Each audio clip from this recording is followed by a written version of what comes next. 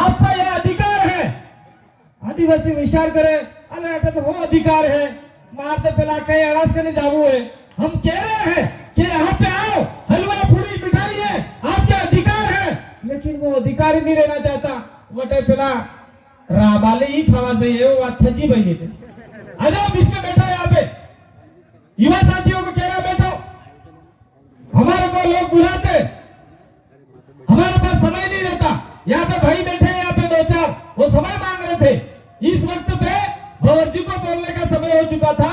3 बजे से 5 बजे तक वही बोलते, इससे पहले हम लोग बोल देते। इसलिए मैं कहना चाह रहा हूं यहाँ के जो भी कार्यकर्ता गण है, आप लोग 2 बजे से पहले स्थानीय लोगों को निकाल दे। इसके बाद में आज तो हमारे साथ में 2 महिला नहीं आई है, 2-3 महिला नहीं आई है, तो हम जो बात रखने आए थे वो बात आप तक पहुंचेगी नहीं। तो फिर वो नवरात्र में अपने पीले में साले एक हिकवा जाए, बुबू बनवा जाए या पसे डाकड़ो बनवा जाए तो अधूरू रही जाए, तो नवरात्र ताला भी जाए।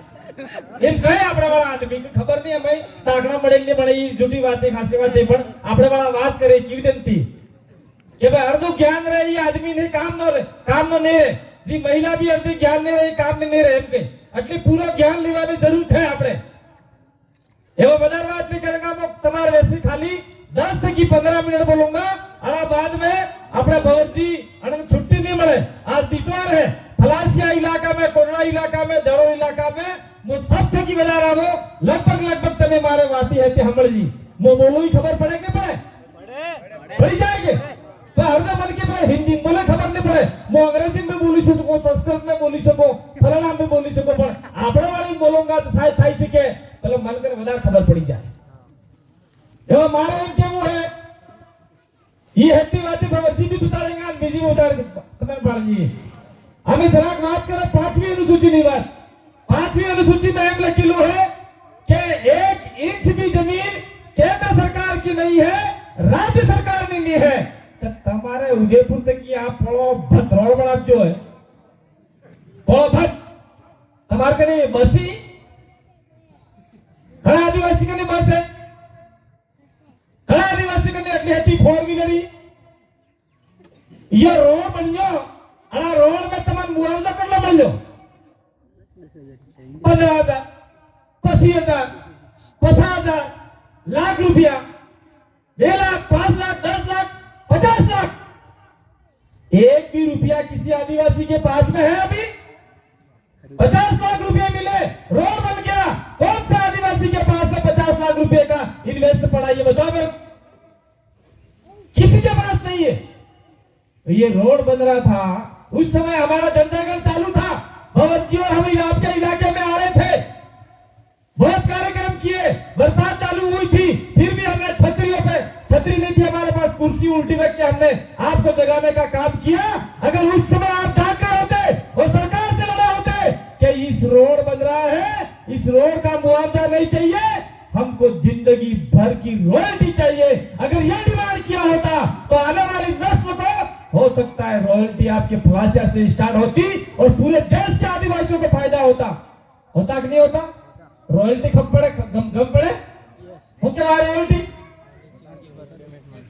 તમારે જગા ગઈ તમે મરી ગયો આ બાદ में पैसा મળે તમારા સોરાને મળે સોરાને મળે हाथ पीढ़ी तक મળે जब तक આપણે जगारा तब तक कमाई खाना माते तो ये रोड जब तक है तब तक आदिवासियों को रॉयल्टी मिलेगी मिलनी चाहिए। ऐसी डिमांड हमको सरकार के पास में रखनी चाहिए थी, पर हमारे वालों को तो कुछ पैसे मिल गए, कोड़ा मौन जो पाई क्या, कोड़ा घोड़ो मोटर पाई क्या, कोड़ा गदड़ो मोटर पाई क्या, ने कोड़ा गाड़ी ली अब जो, ने कोड़ा पैसे भी गाड़ी मिसाई की पहला बोपो गुलबी बना करी भंगार में चली गई गाड़ियां और हमारी लाखों रुपए की जमीन चली गई। और इसके बाद भी अभी आपका उदयपुर से लेके ये आपका जो विजयनगर है बॉर्डर लगता है गरणवास थोड़ा सा आगे, वहां पर आज की तारीख में सारी जमीनों पर बाहर वाले लोगों की नजर है और वो लोग आपकी जमीन कोरियों के नाम से खरीद रहे, बड़ी बड़ी बिल्डिंगें बनाएंगे, बड़े बड़े होटल बनाएंगे और आप आपको काम देंगे बर्तन मांजने का, बाथरूम साफ करने का। जब आप मालिक हो तो नौकर काहे को बन रहे हो? मेरा ये कहना आप लोगों को, समझ में नहीं आया, आ जाएगा आपको, बहुत जल्दी आ जाएगा। जितनी भी जमीनें पड़ी है उस जमीनों के बाहर आपके पास पैसा नहीं है, कोई बात नहीं है, आ खजूर ना, आ एरे ना, झोपड़ा बनाओ, उसके अंदर होटल चलाओ। आप बड़ी बड़ी स्टूडियो देखो, खजूर के पत्तों से छोटे छोटे क्वार्टर्स बनाकर उसके अंदर बहुत बड़े बड़े लोग जाते हैं। अगर इस रोड के किनारे आपकी जमीन को समतल करके उसमें आपने चाय पानी खाना जो भी करना है अगर कर लिया तो निश्चित रूप से बाहर के लोग आपकी जमीनों पर नजर गड़ाए बैठे हैं, वो नजर नहीं ले सकते, गड़ा भी नहीं सकते। और 5वीं अनुसूची का प्रावधान भी आपके ऊपर सीधे तरीके से लागू हो जाएगा। आपको तैयार होना पड़ेगा। तैयार नहीं हुए तो हमारे पास तो कोई दवाई नहीं है, भगत जी के पास भी दवाई नहीं है, वो दिल्ली से आए उनके पास भी दवाई नहीं है, बांसवाड़ा से आए उनके पास भी कोई दवाई नहीं है। सिर्फ हम आप लोगों को बता सकते हैं, लेकिन आप लोग जितना समझ जाओ उतना ठीक है। तो रोड के किनारे आज के बाद में कोई भी आदिवासी जमीन नहीं बेचेगा। अगर जो भी आदिवासी जमीन बेचेगा, गांव की ग्राम सभा बनाओ और उस आदमी के खिलाफ प्रस्ताव पारित करो और बाहर वाले आदमी को भी कहो कि यहाँ आप लोग जमीन नहीं खरीद सकते। ये भी आपको कहना होगा भाइयों। दूसरी बात में, और यहाँ पे हम लोग जैसे ही आते हैं कोटड़ा, जाड़ोल, फलासिया, अखबार में देखते हैं कोटड़ा में एने सोरे पेलो विसी खाई गयो, पेला ने सोरे पेलो विसी खाई गयो। कोई महिला वस्तु है क्या? कोई सामान है? यह हमारी मात्र सत्तात्मक व्यवस्था है और आप लोग इस इलाके में दलालों के मार्फत से, कुछ किसी और के मार्फत से हमारी लड़कियां गुजरात बेचने का काम कर रहे हो। यह भी आपको बंद करना होगा। और हमारी लड़कियां वहां जा रही है और वहां पे गैर आदिवासी कोई भी हो उससे शादी हो रही है और वहां पे वर्ण संकर आदमी पैदा हो रहा है। फिर वो लड़की आपके यहाँ वापिस आती है, वो आदमी बेचता है कि तेरे बाप की जमीन है उसमें मेरा हिस्सा है। वो बच्ची से बाप मरी गया, बाद में इंतकाल खुलावे तो उस बच्ची का नाम चढ़ता है, फिर उसके अंदर उस बच्चों का भी नाम चढ़ता है। तो हमारी जमीन दूसरों को गई नहीं गई? तो ये खेल बंद करना होगा। आपको नियम कायदा बनाना होगा कि फलासिया की, झाड़ोकोंडा की लड़कियां हम लोग बाहर नहीं देंगे। हमारे बीच में ये भाई बैठे हुए थे, कोंडा वाले कहां चले गए? देवा भाई बैठे हुए थे और आपकी लड़ाई तो हम लोग लड़ रहे हैं। आपकी इस बात की खानते भाई बोला नहीं, ऐसा मत कहना। जमीन की लड़ाई हम लोग लड़ रहे हैं। आपका 18 गांव 14 गांव को हम लोग बर्बाद नहीं होने देंगे। हमने उस मांडवा के शिविर में भी बोला था और हम यहाँ पे भी कह रहे हैं, अगर इनके साथ में कुछ होता है, वहां के 18 गांव को निकाला गया तो तुम्हें फलासिया वाला विचार करोगा, मांडवा वाला થઈ ગયું આપણો કરવું, આપણે તો नहीं जाबू है। और जिस दिन उनको बाहर निकाल के 18 गांवों को, उसके बाद में आपका नंबर आएगा। क्यों नंबर आएगा? ये जितेंद्र भाई आए दिल्ली से, ये इस रास्ते से आए हैं और कह रहे हैं कि ये फलासिया, जाड़ोल, कोटड़ा बिल प्रदेश का स्वर्ग है, कश्मीर से भी बड़ा इलाका है, ये ऐसा उनका कहना है। तो यहाँ पे दूसरे लोगों का मानना होगा कि नहीं होगा? कोई भी आदमी होगा उस पहाड़ पे मेरे को जमीन चाहिए, वो चाहिए, तो आपके इलाके में भी जमीन जाएगी। इसलिए इनका साथ देंगे तो निश्चित रूप से हमारी भी जमीन बच सकती है। मैं एक बात और कहना चाह रहा हूँ, हमारे वहां पे क्रियावर खरस होते हैं, काटते होते हैं, हमारा टेबी क्रियावर खरस काटते वही मनक मरी जाना बाद में। तो वहां पे हमारे नेता बोलते हैं, क्या बोलते हैं? ये तो 5वीं अनुसूची की बात कर रहे थे, 5वीं पास वालों को नौकरी दिलाने की बात कर रहे थे, 8वीं पास वाले की बात नौकरी दिलाने की बात कर रहे थे। हम लोग 5वीं पास वालों को नौकरी दिलाने की बात नहीं कर रहे, हम बात कर रहे हैं कि इस आदिवासियों के अधिकार 5वीं अनुसूची एक किताब है, संविधान है, उसमें 5वीं अनुसूची का चैप्टर है, एक पाठ है, उसमें आदिवासियों के अधिकार दर्ज किए हुए हैं। तो वो हम समाज को दिखा रहे हैं। दूसरी बात वो करते हैं कि यार वन विभाग वाले जमीन नहीं देते, क्योंकि वन विभाग वाले एक पेड़ की कीमत गिनते हैं, एक झाड़ की कीमत गिनते हैं, एक पत्ते की कीमत गिनते हैं। तो उदयपुर से लेके आपका जितना भी रोड बना है और आदिवासी इलाकों में जितने भी रोड बने हैं, वन विभाग वाले रोड की जमीन देने के लिए तैयार नहीं है, तो आदिवासियों की जमीन फोकट में पड़ी है, ये भी आपको कहना होगा। आपको ये भी कहना होगा कि यहाँ रोड निकाल रहे हो तो यहाँ पे मेरा पेड़ है, यहाँ पे मेरा पत्ता है, यहाँ पे मेरा खेत खलियान है, मैं जमीन नहीं दूंगा, ये आपको कहना होगा। पूरे देश में देख लो, आपका मंदिर बनाना है तो आदिवासी की जमीन लेंगे वो लोग, स्कूल बनानी है तो आदिवासी की जमीन लेंगे, रोड बनाना है तो आदिवासी की जमीन लेंगे, हॉस्पिटल बनाना है तो आदिवासी की जमीन लेंगे।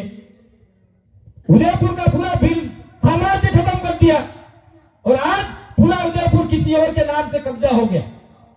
तो आने वाले समय में अगर हम लोग जागे नहीं तो आपकी जमीनें भी जाएगी। इसीलिए हम लोग कह रहे हैं कि आदिवासी परिवार की विचारधारा के साथ में चलिए, निश्चित रूप से हम लोग आपकी जमीन को बचाने का प्रयास करेंगे। आपको पता होगा,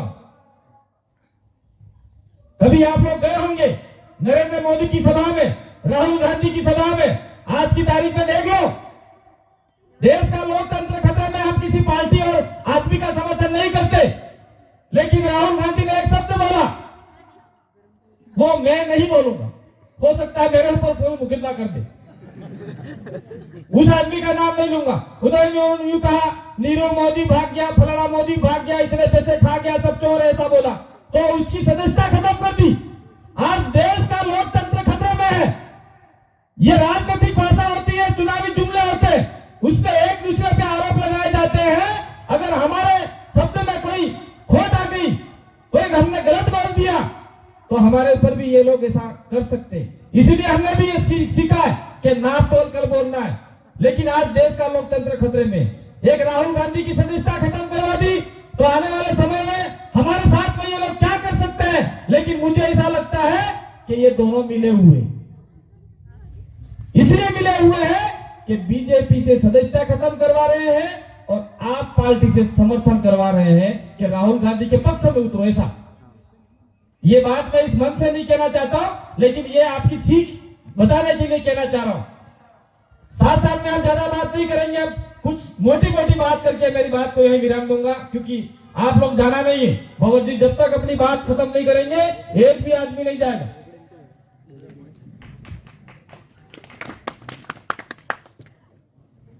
कुछ समय पहले आपकी विधानसभा के अंदर, जयपुर की विधानसभा में एक दलित नेता है कैलाश जी मेघवाल, हमारे बीच में दलित भाई भी बैठे हुए।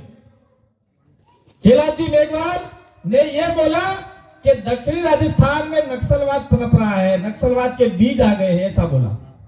तभी हम इस मंच के मार्फत से और इस इलाके के मार्फत से कहना चाहते हैं कि दलितों को जब घोड़ी से उतारा जाता है, तब आपका मुंह क्यों नहीं खुला?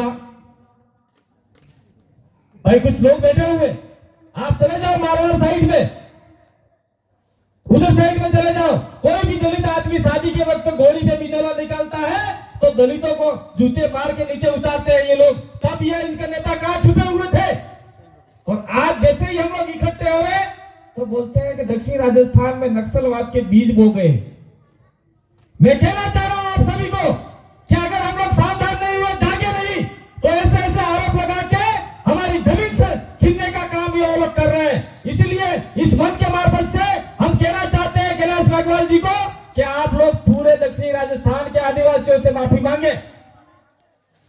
माफी मांगनी होगी, नहीं मांगी तो हम लोग 2023 में आप लोग तैयार नहीं, ये भी कह रहे हैं। दूसरी बात मैं कहना चाह रहा हूं कि इस इलाके के 17 एमएलए बनते हैं, जिसमें आज की तारीख में हमारे डूंगरपुर के 2 एमएलए भेजे विधानसभा में इस आदिवासी परिवार की सिलेक्शन प्रणाली द्वारा, राजकुमार राउत और राम प्रसाद डेंडो, और वो विधानसभा में गए। और आज की तारीख में देख लो, चारों तरफ कांग्रेस और बीजेपी के बड़े एमएलए भी बोलते चालू हो गए, अरे हम नहीं बोलेंगे तो हमारा जमीन खिसक जाएगी, ऐसा करके। और आपका एमएलए, यहां का एमएलए आरएसएस को बढ़ावा दे रहा है, वनवासी को बढ़ावा दे रहा है। दूसरे लोग इस इलाके में, हम लोग यहाँ वनवासियों के विरोधी नहीं है, लेकिन आदिवासियों को अगर वनवासी वांदरो बनावेगा तो हम निश्चित उसका विरोध करेंगे। क्या बना रखा है ये?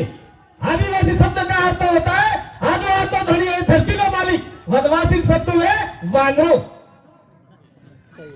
कौन मंत्र बनना साथ साथ में इस इलाके में एक समस्या और पैदा हो गई है। ये उधर से वनवासी वाला सारा मंदिर बना रहा है, देवी देवताओं के उधर ले जा रहा है जो हमारे नहीं है। एक और आ गए हैं ईसाई मिशनरी, या लोग ईसाई बन रहे।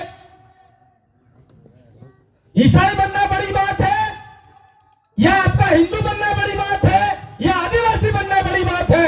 आप लोग तय करो। आदिवासी हिंदू हर कोई हो सकता है, ईसाई हर कोई हो सकता है, लेकिन आदिवासी कोई नहीं हो सकता। जिसने आदिवासी के मां के पेट से जन्म लिया हो, उसका बाप भी आदिवासी हो, वही आदिवासी हो सकता है।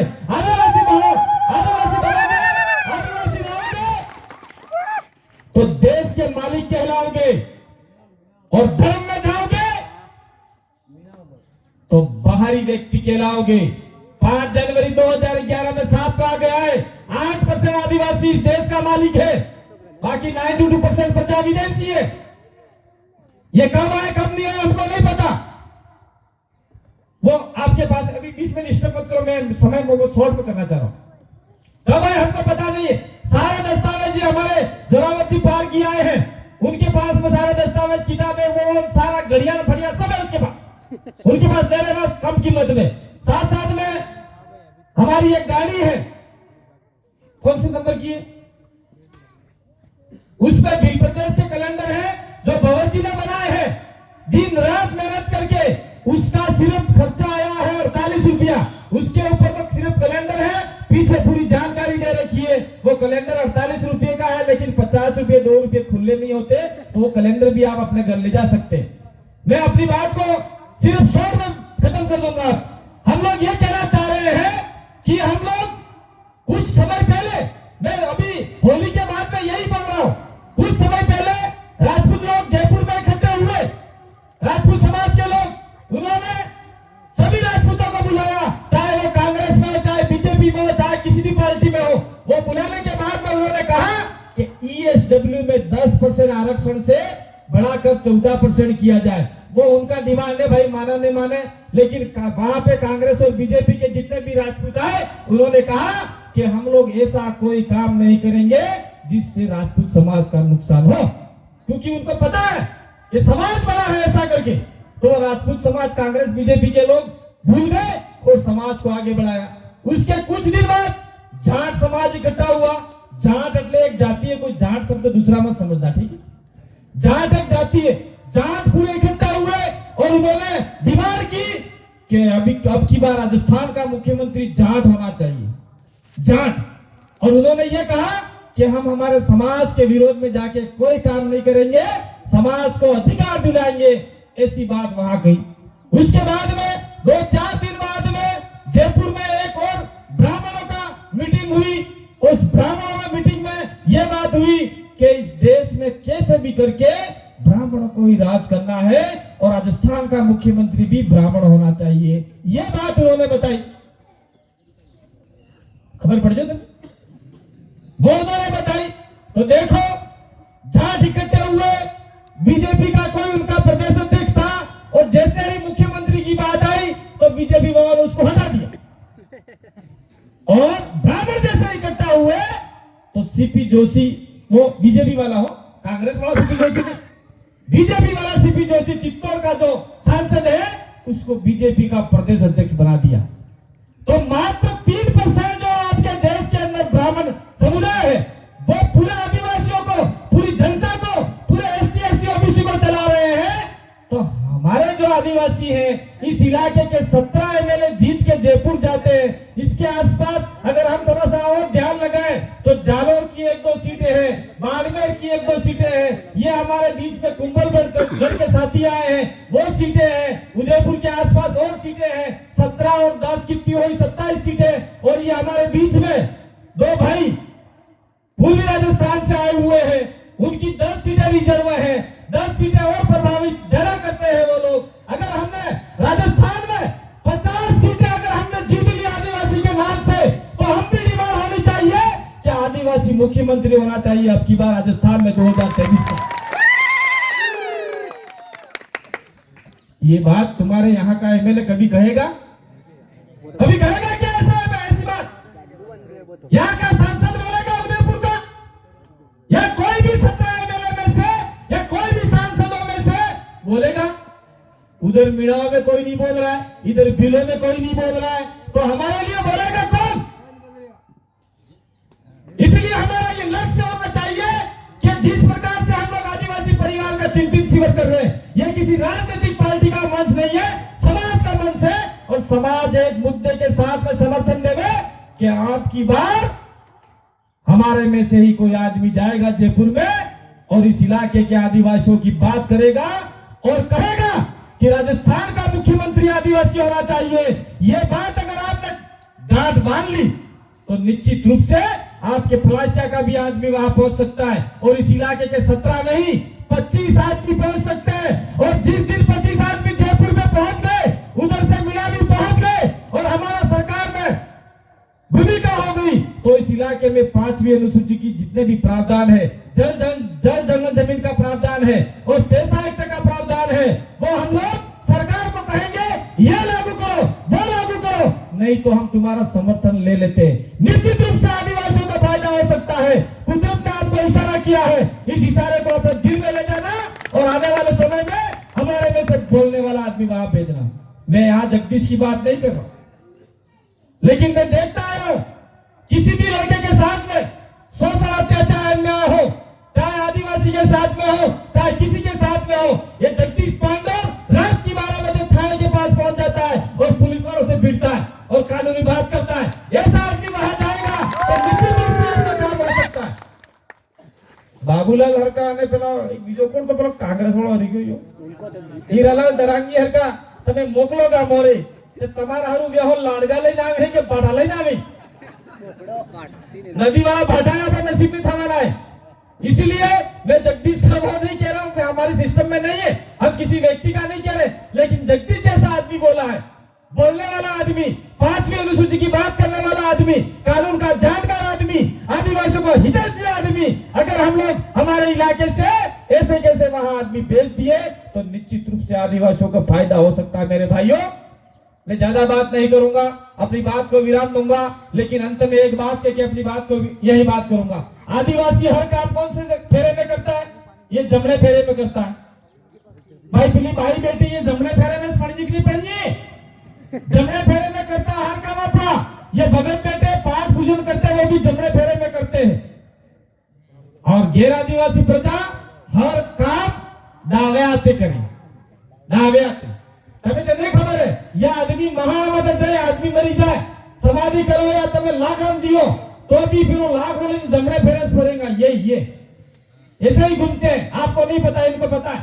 और वो लोग सारा उल्टा काम करते हैं। अगर हम लोग उनसे सीख देखा नहीं कि कोई हमने उल्टा काम किया तो आने वाले समय में हम लोग आदिवासी की लिस्ट से बाहर हो जाएंगे। और हम आपको बचाना चाहते हैं कि आदिवासी की लिस्ट से बाहर नहीं होना। अगर आप सावधान रहे तो निश्चित रूप से हमारा संस्कृति बचेगी, सभ्यता बचेगी, हमारे संवैधानिक राइट्स बचेंगे। तो मैं आशा करता हूं कि हम लोग आने वाले समय में मिले ना मिले, बात आप हमारी समझो ना समझो, लेकिन 2023 मिशन आ रहा है जिसमें हमने मिशन 2023 का नाम दिया है, वहां हमारे आदमी जाने चाहिए। और दूसरी बात, इस इलाके में आप लोग धर्म के नाम से वनवासी बन रहे हो या फिर मिशनरी में जा रहे हो, वो भी बंद करना होगा। अगर आपको वो कहीं रिकॉर्ड में चला गया, दिल्ली चला गया, आप वनवासी बन गए हो, आप मिशनरी में जा रहे हो, अगर आपको आदिवासी की लिस्ट से बाहर कर दिया, हम तो क्या कोर्ट भी नहीं बचा सकता आपको। ये ध्यान रखना आप लोग। संविधान में आदिवासी सिर्फ आदिवासी है, किसी धर्म में नहीं है। बहुत बहुत आभार, धन्यवाद, जोहार, जय आदिवासी।